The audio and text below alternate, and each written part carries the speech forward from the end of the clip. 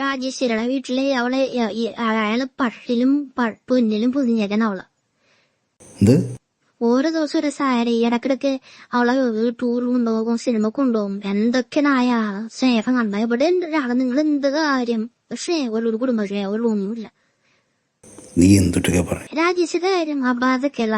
ജനലിൽ കൂടെ കാണാനല്ല അവരുടെ വീട്ടിലാണെന്നോ സന്തോഷം സ്വർഗം പോലെയത്. നീ അവിടെ പോയി താമസിക്കും. ആളോയി താമസിക്കും.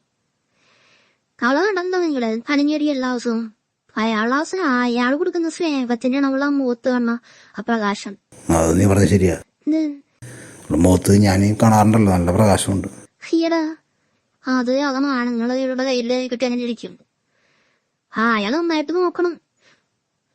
അല്ലാതെ അവളെ ഇയാളൊക്കെ നോക്കിയിട്ട് അവൾക്ക് പ്രകാശം ഉണ്ടാവില്ല. പിന്നെ ആര് നോക്കണേ? ഞാൻ നിന്നോട് എപ്പോഴും പറയാറ്, ആ ജനല് തുറന്നിടല്ലേ, അടച്ചിട്.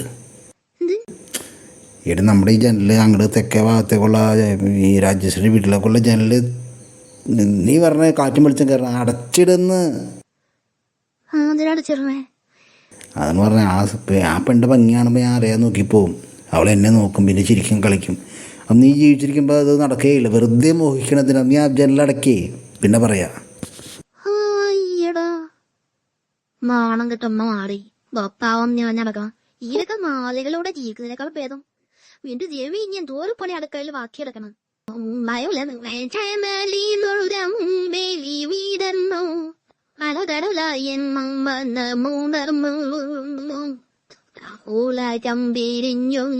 സ്വപ്നം വീടുന്നു പൂമീന ഒളി പറന്നു പ്രേമം നീലാവൊളി പരന്നു.